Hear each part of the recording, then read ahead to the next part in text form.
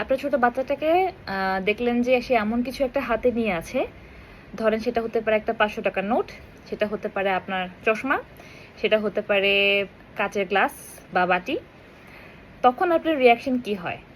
তার হাতে সেটা দেখার পর আপনি বুঝতে পারছেন সে কাচের বাটি বা কাছে কিছু ধরে থাকলে সেটা সে ফেলে ভাঙতে পারে। তার কাছে যদি আপনার চশমা থাকে সেটা সে টেনে ভেঙে ফেলবে বা চশমা বাঁকা করে ফেলবে। তার হাতে যদি টাকা থাকে সেটা সে ছিঁড়ে ফেলার একটা পসিবিলিটি আছে, কারণ বাচ্চাদের ইম্পালস কন্ট্রোল থাকে না, আমরা জানি। তখন আপনার রিয়াকশন কি হয়? আপনি কি সেটা দেখে প্যানিক করে চিৎকার করে এই ধরো না, এই হাতে কি দিয়ে দাও এই ধরনের রিয়াকশন দেন? আমি প্রথম এইভাবেই রিয়াক্ট করতাম। অটোমেটিক্যালি আমার ভিতর থেকে এই ধরনের রিয়াকশনই আসতো। But then I change the technique and guess what, it worked magically. ভিডিওটা দেখেন। ও তুমি পড়ছো চশমা? হ্যাঁ, মা চশমা ছেড়ে কিছু দেখতে পায় না, তুমি আমাকে পড়াই দিবা প্লিজ? সুন্দর লাগছে। তোমাকে একটা একটা নানান চশমা গিফট করেছিল, মনে আছে? তো ওটা কোথায় গেল? মার অফিসে রেখে আসছো তাই না? তুমি আমাকে একটু পড়ায় দাও না প্লিজ, আমি চোখে দেখছি না। একবার পড়ায় দাও, তারপর তোমার চশমা খুঁজবো দুজন মিলে, ঠিক আছে? তোমার একটা চশমা খুঁজবো, ঠিক আছে? প্লিজ পড়ায় দাও, মাকে কে পড়ায় দিবে রে? কিছু দেখতে পাচ্ছ? কিন্তু তুমি উল্টা পড়েছো বাবা, উল্টা পড়েছো। হ্যাঁ,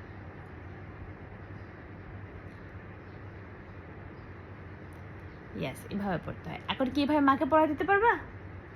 মা চোখে দেখতে পাচ্ছি না, কিছু দেখতে পাচ্ছি না, সব ঘোলা লাগছে, প্লিজ।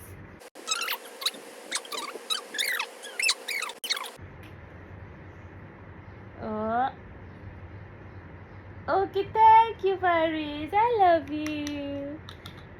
চলো আমরা এখন শুভ, তো এখন চশমাটা রেখে দিই। I love you. এটা কিসি?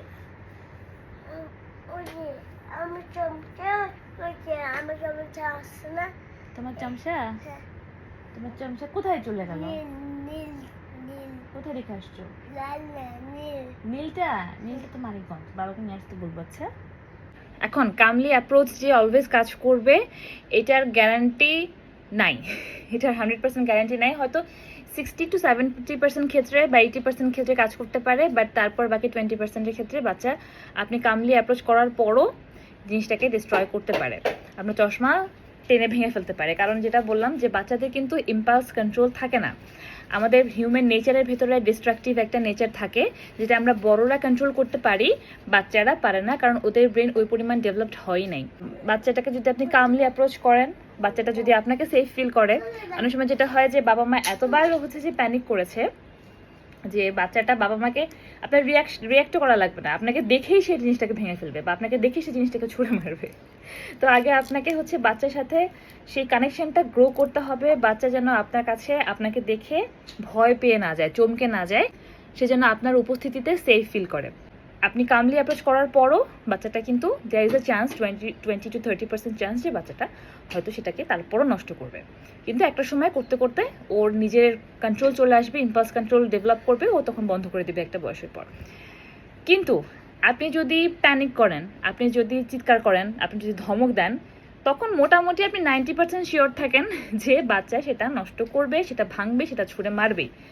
তো এখন এটা আপনার চয়েস যে আপনি কোনটা চুজ করবেন। যে আপনি কামলি অ্যাপ্রোচ যদি চুজ করেন, সেক্ষেত্রে বাচ্চাটা নিজের ইম্পালস কন্ট্রোলও ডেভেলপ করবে এবং আপনার জিনিসও কম ভাঙার পসিবিলিটি আছে। আর আপনি যদি প্যানিক করেন, নিজেকে চেঞ্জ না করেন, ব্যাপারটাকে হ্যান্ডেল করার মেথড ট্রাই না করেন, সেক্ষেত্রে জিনিসপত্র ভাঙবে, বাচ্চাটাও জেদি হবে এবং আপনার ধৈর্যের বাঁধ ভেঙে যাবে।